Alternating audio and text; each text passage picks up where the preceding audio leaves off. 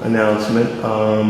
Today's date is October the 16th, 2012, and we are at the Veterans Affairs Medical Center in West Palm Beach, Florida.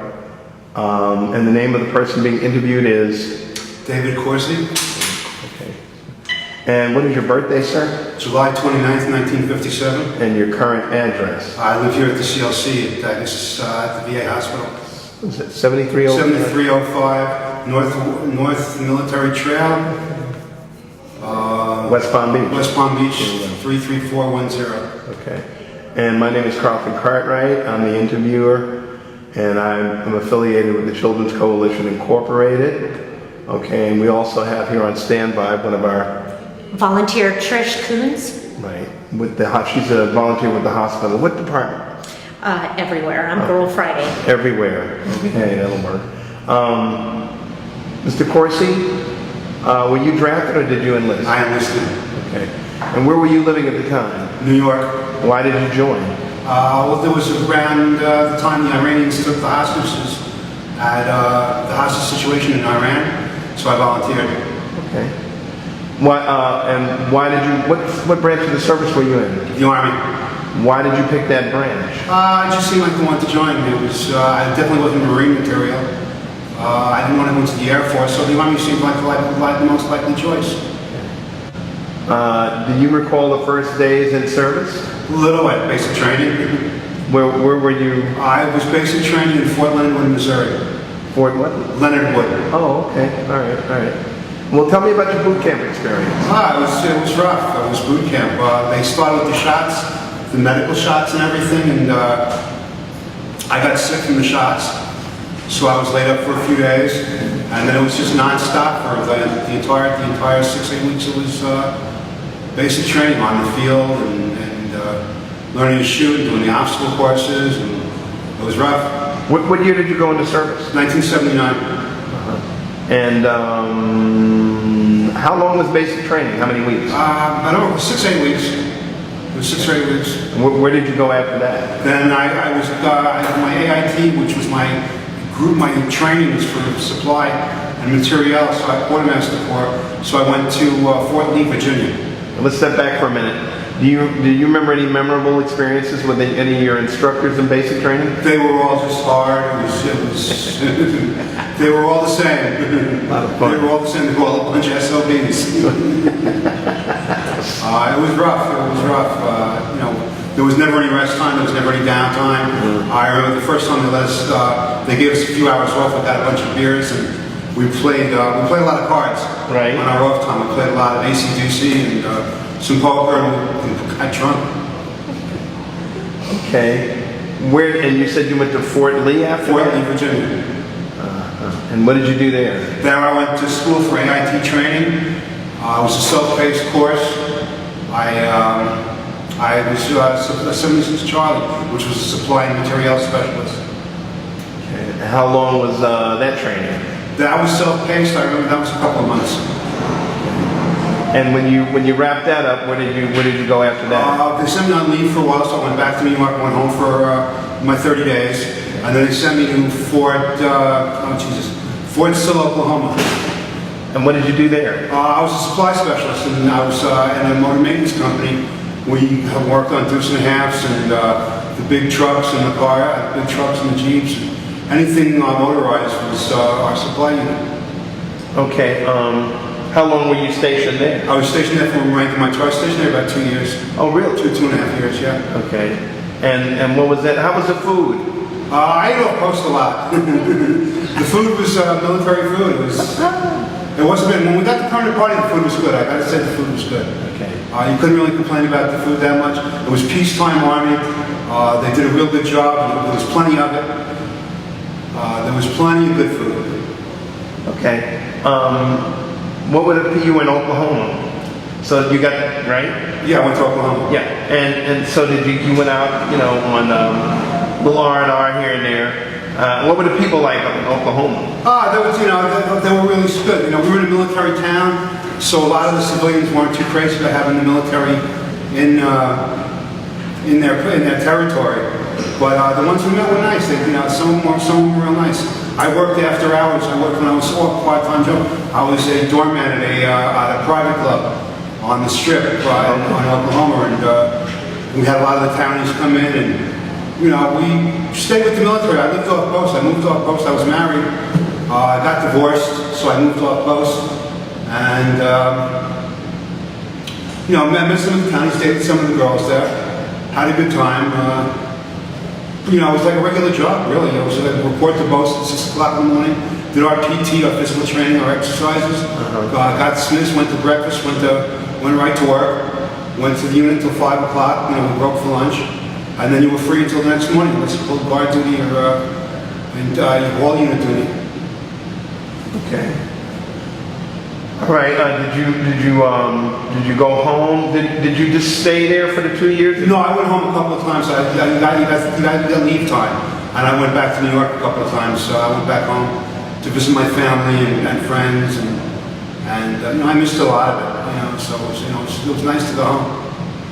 And I have a big family up north, and they threw parties for me, and it was real nice. did you go anyplace else besides New York while you were stationed there? Not really. There was no place really to go. I stayed in Oklahoma. Went to Tulsa one time when the guys got married. We drove up to Tulsa. Right. But basically, just stayed where I was. When I was in AIT, when I was in Fort Lee, I'd rent a car and drive to New York for the weekend when we were off duty. So you said you went. What did you say in the beginning about? Did you say something about Iran, Iraq? No, it wasn't Iraq. It was Iran. The shop I ran was toppled, and that was when they took the Americans hostages at the embassy. Right. I believe it was the 79 hostages, and that's when I enlisted. Okay. All right. All right. So did you get to go overseas at all? No, I spent 3 years stateside.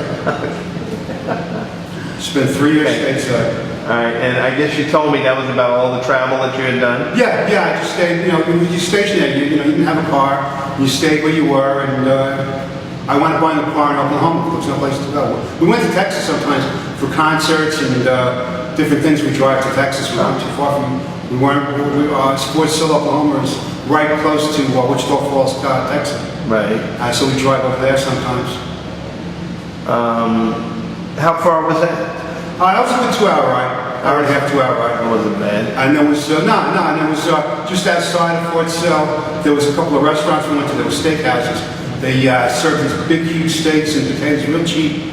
And we'd go together on a weekend, a bunch of the guys and some of the girls would go up and get something to eat and hang out there for the day. Right. They had a nice bar area, so it was nice.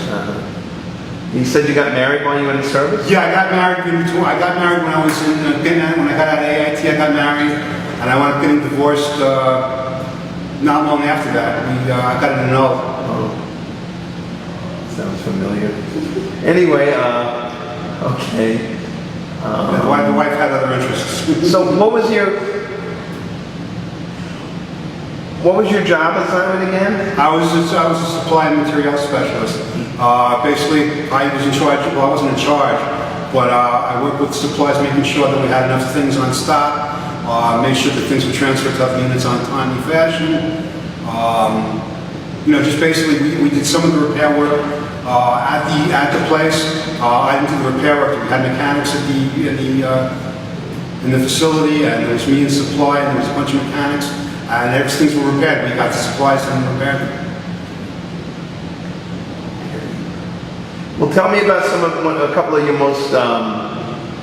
Did anybody ever get hurt, or were there any casualties? There was the people got injured on the job and work and whatnot. People sometimes somebody break a finger or through basic training, a couple of guys got hurt really badly. They wound up getting discharged under medicals. But nobody really got that. Nobody really got it. It was peacetime. We were stationed stateside. So no fatalities? No. Good. No. We didn't lose anybody. Yeah. Did you win any awards or medals or citations? No, the unit had a couple of citations. I got promoted a couple of times. A couple of citations. The unit got citations. Just the normal stuff that you get in the service. There wasn't much to our supply, as I said, so it wasn't, it wasn't like combat infantry or anything like that. Right. Okay. I obviously, well, you didn't have anything to do with any battle planning or anything. No, none whatsoever. And did you sustain any injuries? Yeah, I broke a couple of ribs in the service. But they weren't really service. Like I said, I worked as a doorman in a club outside of town, so there was some minor injuries. And a couple of my friends got hurt with, working at the, mechanics, working with the tools, they break wrenches. I was basically, my biggest weapon was a pencil. Okay. All right.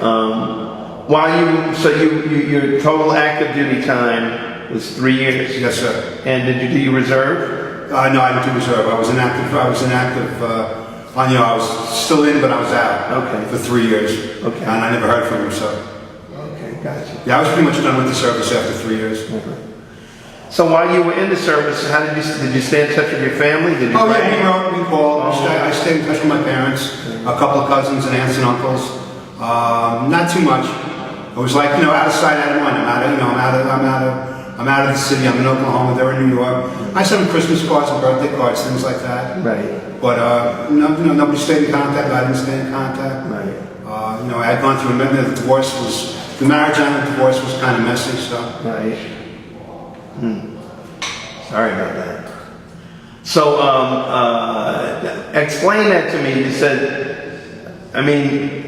when you got to your permanent duty base, right, the food was fine. Yeah. But not in basic training. Nah, it was a basic training. A lot of starches, a lot of heavy stuff. You didn't have time to even taste the food. They'd get you in line. Here's your tray, eat, get out. You had 10, 15 minutes and you were in and out. Okay. You were in and out of that line. So it's like whatever they served up, you sucked up. Lots of coffee. Okay. It was black and it was liquid, it was coffee. It was okay. So how was the food on the base? The food on the base was okay. You just, Okay, the permanent party food was very good. Oklahoma, the food was good. Virginia, the food was very good. There was a lot of it. You could go for more all you wanted.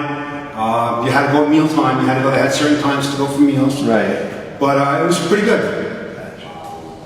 I really couldn't complain too much about it. That's good. Did you have plenty of supplies? Did you have everything? Yeah, we had pretty much everything we needed. The units always ran short. We had a lot of older materials and stuff. The unit was always running short on supplies. But as far as personal supplies, like uniforms, things like that, it was pretty well taken care of. It was pretty well taken care of. We were treated pretty good. Was there ever any time when you felt stress and pressure? There was, basic training was constant stress and pressure. Basic training was just nonstop pressure and stress. Polishing shoes and doing the breaths and getting to the field training and hurry up and wait, getting your shots, getting your uniforms fitted, getting everything together.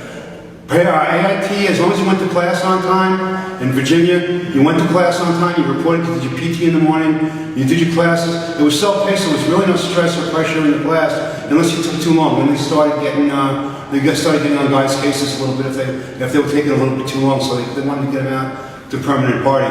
They wanted to get them out to their permanent duty stations.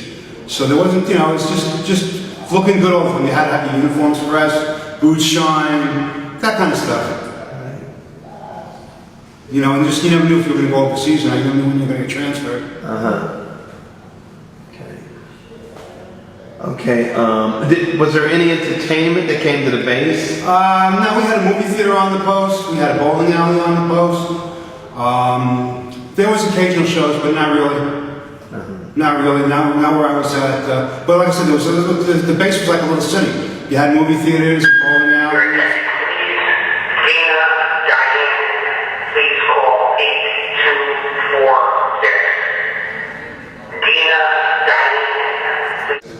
You're wrong. What was I saying? I'm sorry. Talking about the entertainment. But yeah, there were some shows. They have sites. They have some shows come in. Not much, but some of the town people. Every once in a while, there was some USO show would come through. But we provided our own entertainment. We went to town. Like I said, it was like a regular job. Once you were done at 5, 6 o'clock, you were free to go until the next morning. So you go to town, you go to restaurants, you go to the bars. There was a lot of drinking, unfortunately. But everybody partook. It It was, there was the party atmosphere when you got out. Good. You remember anything particularly humorous or funny, unusual?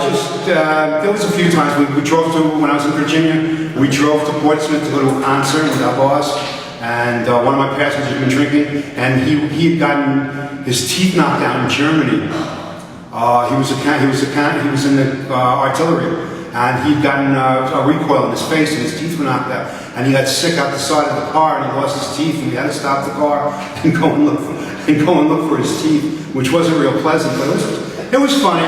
And it was late at night. You had a bunch, you had the designated driver. You had a bunch of drunk GIs in the car driving around looking for teeth. It was funny. Okay. And in Oklahoma, we always had people got married, people got divorced. We had some good times. Working in the clubs was memorable, to say the least. Right.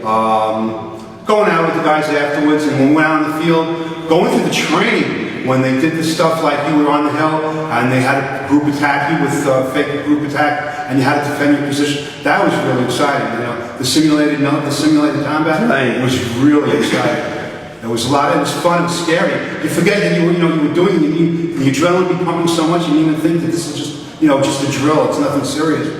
But it was really crazy. It was a lot of fun. Well, you guys took it to heart, I guess. Yeah, we got to fire the blanks and. Okay. Anybody get hurt? No, nobody got, minor injuries, people slip and fall and hurt, but nobody, like I said, it was training exercise. No fatality. No fatalities. Good. Okay. Did you collect any photos? Did you have a diary? Oh yeah, I have a bunch of pictures at home. Basic training ITs, just the guys sitting around, sitting by the tank, some of the stuff out on the field, we took pictures. Right. Playing down the barbed wire on the training exercises and stuff. I was on supplies, so a lot of times I even missed the field. While my unit went to the field, I stayed in post and brought the supplies that they needed up back and forth and up and down. Mm-hmm. So I even got off of going to the field that much. All right. What did you think of? Excuse me. What did you think of your fellow soldiers and officers? Most of the officers we didn't have too much contact with. The guys I bunked with when I lived on post, there were 3 of us to a bunk. There were 2 of us to a room, and then there was another room where there was 4 of us to a room. But it was they were nice guys. They were from all over, and you got to meet guys. I met guys from Virginia and from California and from Texas and from all over the place. And it was a big culture thing too. Because I was from New York, so a lot of these guys have never been to New York or even heard of New York. Right. So all of a sudden they got a live New Yorker living with them. And we weren't too popular at the time. They used to say the guys from New York and the guys from Chicago in trouble. But I just wanted, I went in there to do my thing, and we had a good time. We had a small clique of people. There were 6 of us that hung out really a lot together. We all lived up. We all moved off post. We all went out to eat together. We all went out drinking together. Like I said, there was a lot of drinking and eating out. Gotcha. No, so okay. Did you keep a diary? No, but I did have a lot of pictures. Okay. All right. Well, okay. You recall the days, when your service ended. What was going on? Oh, I was just so grateful to get out of there. I wanted to go home. I had enough of playing soldier. It was 3 years, and then we're talking. Then the situation with Iran pretty much settled down. What year did you get out? 82. Oh, okay. I got out in 82. Couldn't wait to get out. I stayed in Oklahoma for a while. I liked Oklahoma.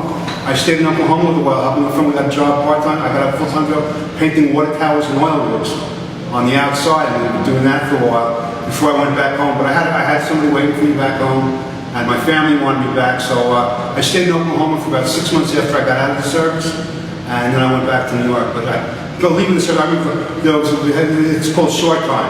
I'm 30 days in a wake-up call away from getting home, and it was just like you count the days and you mark it on the calendar, and then there was the going away parties and the discharge parties and everything. It was fun. It was good. I missed a lot of good friends. Okay. So what did you do when you got out of the service? I went to work. I got a job. I hung out for a while. I went back to New York. I had a couple of paychecks that I saved a little money from when I got out of the service. Right. I did a part-time job, so I moved off for a while. Then I went back to work. I was a bartender.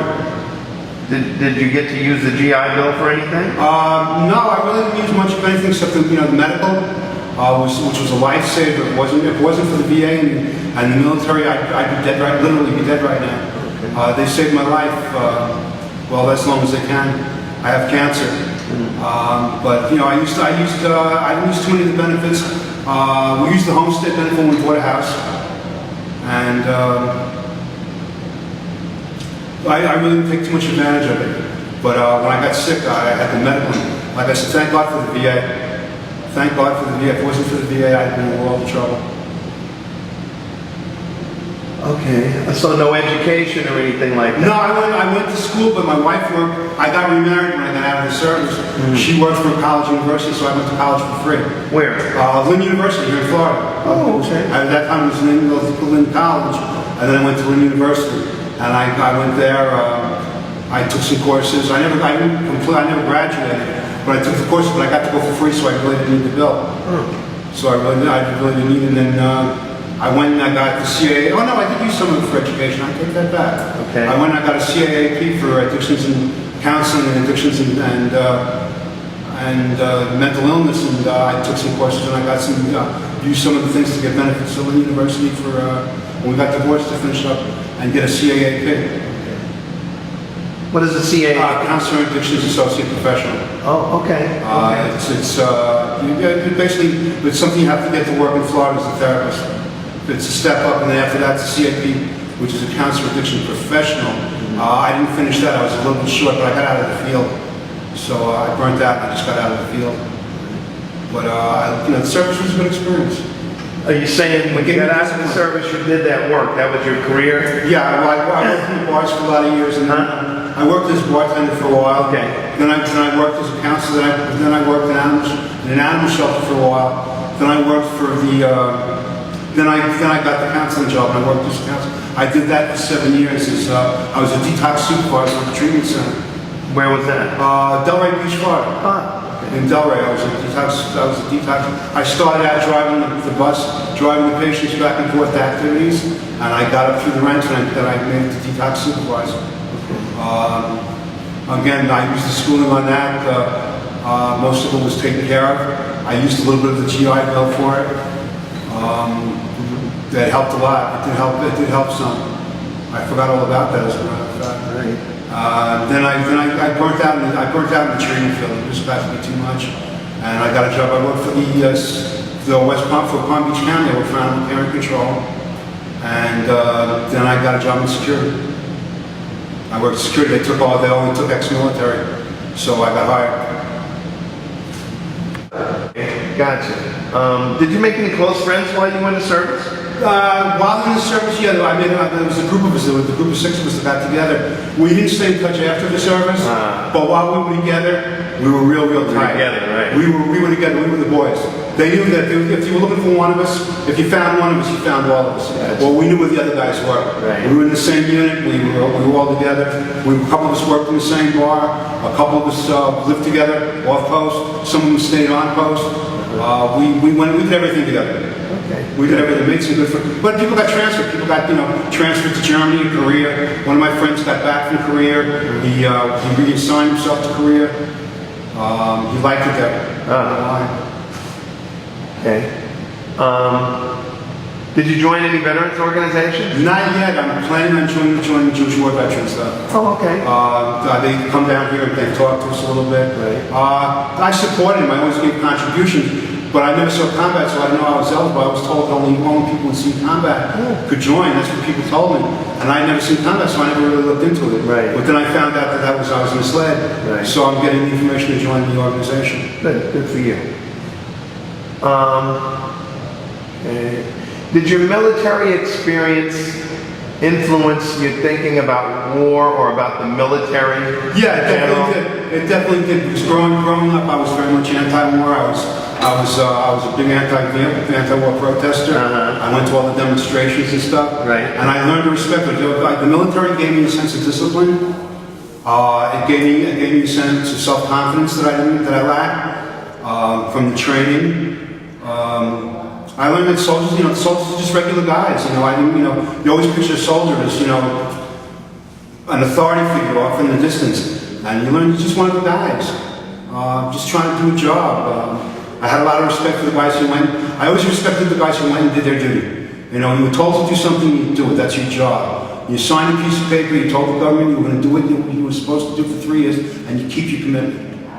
You keep your commitment. I was very strong on that. It was, the military gave me, like I said, gave me a lot of discipline. And it definitely changed my attitude towards the military as far as supporting it and wanting to see more money go to the military. Right. Better care for the vets, better treatment for the vets. I think the way the country basically takes care of a lot of the vets is horrible. There's, there's thousands of homeless vets out there. That I know that some of them got mental disorders and some of them are just not right, but there's thousands and thousands of guys out there that need help. And I see here, they give me the help. People complain about their treatment. I've got no real complaints. They've kept me alive. They keep me happy. They take care of me. They feed me. I get very good care. I get a lot of respect for the people who take care of us. Okay. Okay. Let me see. All right. This is sort of a similar question. It's a little different. And the question is, how did your service and experience affect your life? I was in a bad school when I joined the service. I was in my early 20s. I really had no direction. Okay. I had nowhere to go. I didn't know what I was going to do. I wasn't ready for school. I wasn't doing much of anything. I'd go to work, I'd come home, I'd hang out, I'd party. The Army gave me, like I said, gave me a sense of discipline. Gave me a sense of control. It gave me more confidence in myself. It made me feel stronger. I think it changed the direction my life was going in a lot of ways, that I could have gone a certain way. But the military, like I said, gave me the discipline to know right from wrong and know that there were things to do, that things could be done, and you did your job. Start when you finish when you start. You sort of embrace the responsibility issues, huh? Yeah, definitely. Okay. Well, is there anything else that you'd like to add that we have not covered in this interview? Not really. It's very. I'm caught a little flat that you wanted to interview, seeing as I was just peace. I don't have any war stories or anything. But the military was great. Like I said, when I got sick a couple of years ago, if it wasn't for the VA, I would have died. I came to the emergency room with pneumonia, and they diagnosed me with cancer, and they've been taking care of me ever since. If it wasn't for, I didn't realize 30 years ago when I signed that piece of paper, to give my time to the service, that they would take care of me, and that this would happen, and I'm extremely grateful for it. I'm extremely grateful for it. You got anything? Are we over the top? No, we're good. We're good. We're good. All right. Well, Mr. Corsi, we'd just like to thank you very much for granting us this interview, and we look forward to getting you your copy. Okay, thank you. Thank you very much. All right.